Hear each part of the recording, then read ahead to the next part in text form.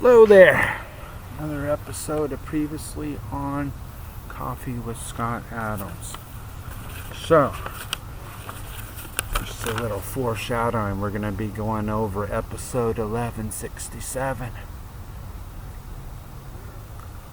So here we go. All you need is a cup, a mug, a glass, a tank, a chalice or stein, canteen, a jug, flask, a vessel of any kind. Fill it with your favorite liquid. I like robot coffee.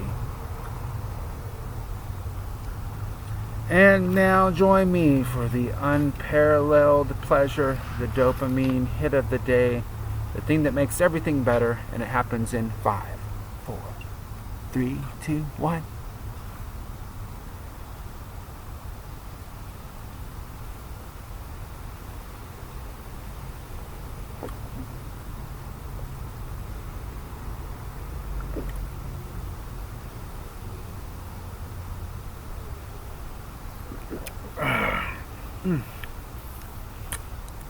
Mamma mia, Papa Pia.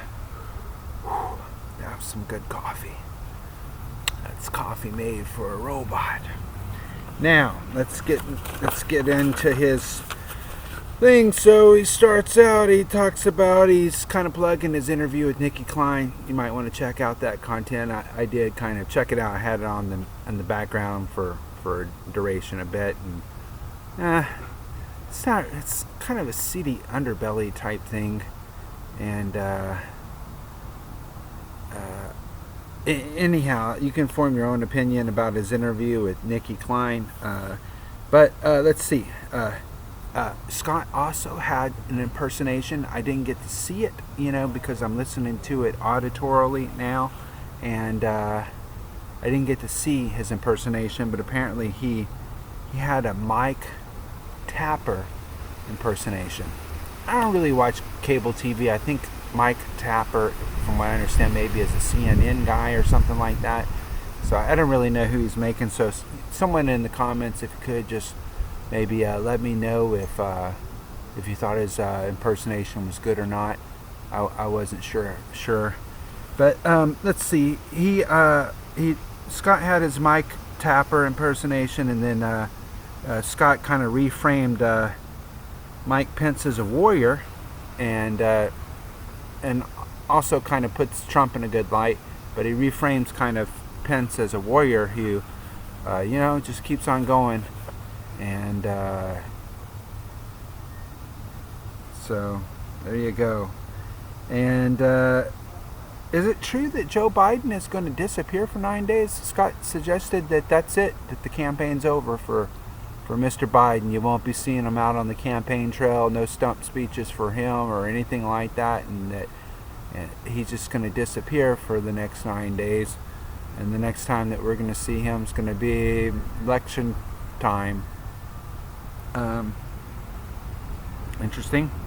All right. So, and Scott talked about Trump on 60 Minutes, said it's another example of a non-story, which is true, where you look at the headline, it's like he storms out of interview, and you click on it, and it's like he pretty much gave the full interview. Scott kind of pointed out maybe some inside information for people that haven't conducted interviews with very important people, but very important people will sometimes limit your access to their time, and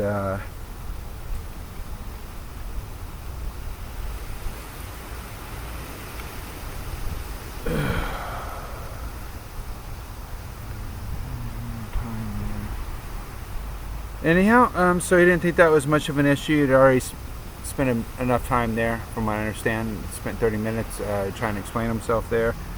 And next, Scott talked about his girl, who he prophetized that, might have something to do, some kind of fuzzy association with the presidency, and who now, it is what it is, isn't it? And he didn't think that Kamala Harris gave a good interview with 60 Minutes, and that, I guess by the way that this video is titled, they thought maybe her giggling and maybe some way that she laughed that he found unattractive was kind of at the core. Maybe she horse laughed. Or something like that. I don't know. He thought that Trump's done a pretty good job of branding himself with the flag, and it is kind of interesting, the different, it's like the left has these signs that they put up in our house. We believe this, and this, and maybe some bumper stickers or something. But there's this thing with big trucks and flying the flags in the back. So I do think there's this flag element to Trump's brand and his use of red, white, and blue. And that there's something to be said that Trump has kind of closely associated his branding with the American flag, And anyhow, and then he gives advice on, hey, if you so desire. Scott gives advice. Mr. Scott Adams gives advice, and he says, hey, do you want to know how to bamboozle young people? Tell them to go form a bipartisan commission. Which I guess Scott was referencing, the Supreme Court Biden's debate answer where he was going to form a commission to look into expanding the size of the Supreme Court, and he says that that's not likely to be done. I don't know. That's not really a datum point that I've kept up with, is how many times previous candidates or for different offices have promised to do a commission to look into it, or I guess maybe he knows that commission always ends up in kind of dubious findings or something. I wish Mr. Adams would have elaborated a little bit on that. For me, anyhow. Scott criticized the Wall Street Journal for the decision to not run a story on Hunter Biden's laptop because supposedly there is no financial record. Did I phrase that right?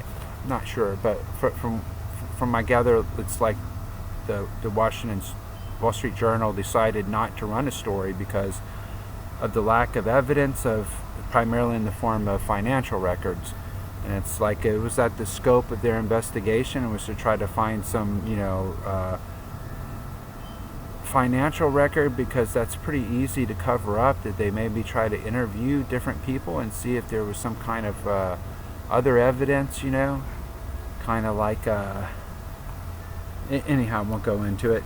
But he thought that was a bit absurd, and Scott, if I understood what he was communicating, he thought that was a bit absurd, and then it got even kind of more absurd as the New York Times kind of backed up the Wall Street Journal and said, yeah, they've showed quite a lot of integrity by not running the story. And Mr. Adams says that, hey, at that point maybe people kind of give in to this supposed herd mentality of journalists, because maybe they have more information to go on or something. I don't know. But Scott seemed to suggest that there was some causal correlation between two papers now saying the right moves not to publish this because there's not financial records, that there's some cumulative effect.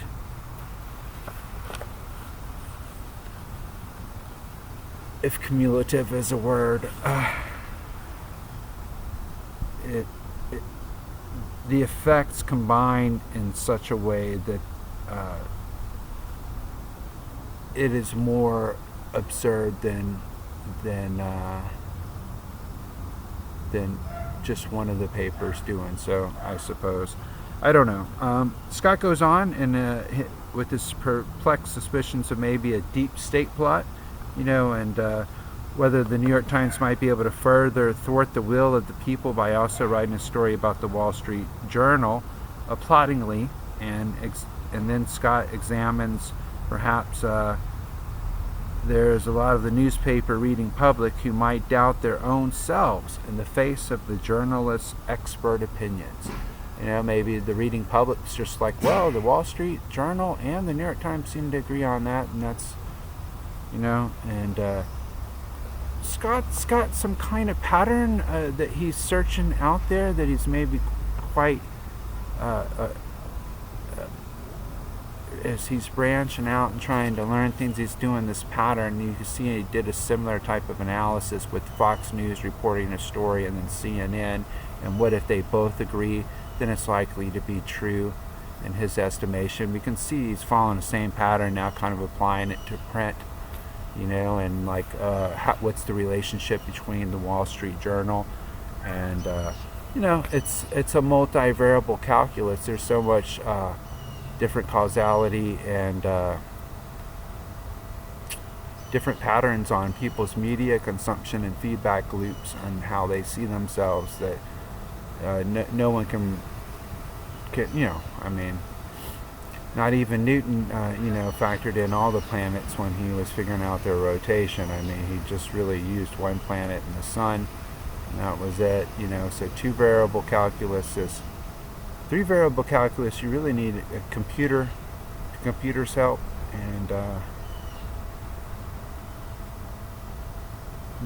you're going to start ending up using fractal patterns, and it's tied into weather analysis, early use of computers for weather analysis in the early 70s. But anyhow, getting back on track here, Scott, I hope I phrased that correctly. I had it kind of written down there. I do think it's fair to ask, what have journalists do to verify the veracity of the laptop story or not? And if it is a kind of weird attempt by an external source to influence who's looking at it, I guess it's the FBI. Or can we expect to get a report on that before election time or something like that? The whole Hunter stuff is, while maybe not technically illegal, it's the type of moral turpitude that might lend someone to vote against Biden. If there's some plausibility to the story. So are we likely to get that from the FBI, given the way that the FBI and people have treated the president? Are you likely to get that? I don't know, but it's a fair question. So it might not be domestic actors.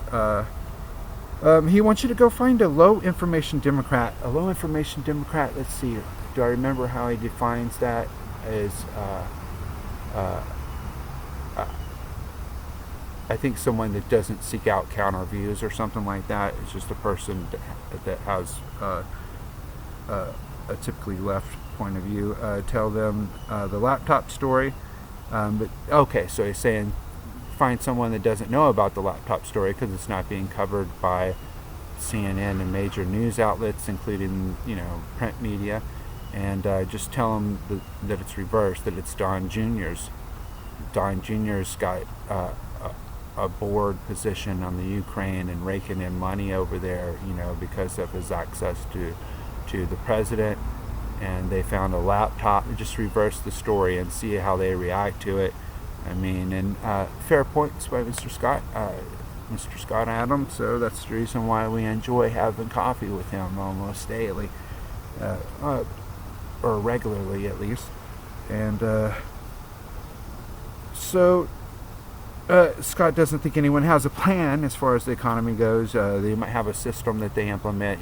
Basically, I think what Scott's talking about is heuristics. Like you're generally going to be have this approach to taxes. With both kind of the left and right agreeing on laissez-faire economics as of late. And then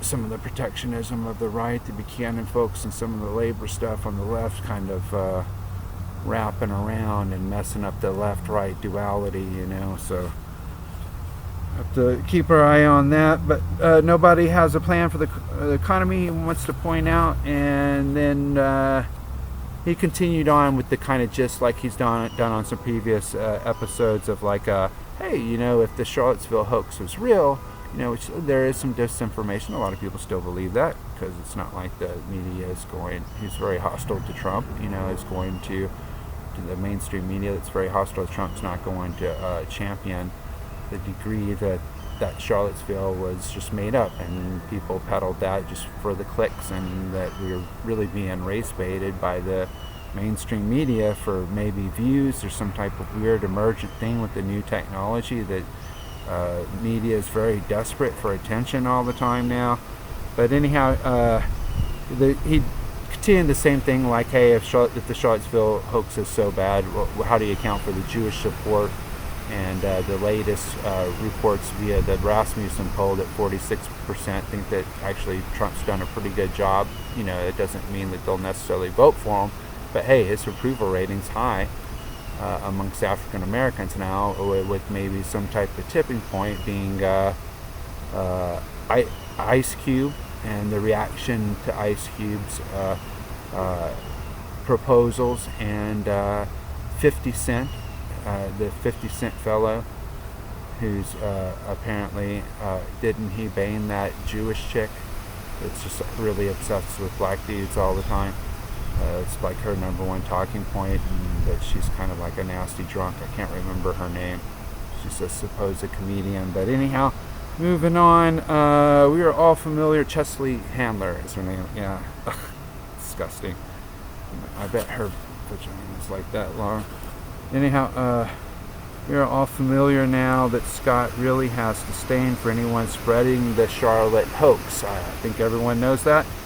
Anyhow, he left with Biden referencing Trump twice as George, but there's no links or descriptions. I don't know where did Biden make the mistake of talking that way. Is it a deep fake video at this point? Because aren't those in play now?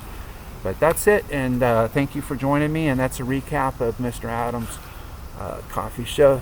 Thank you.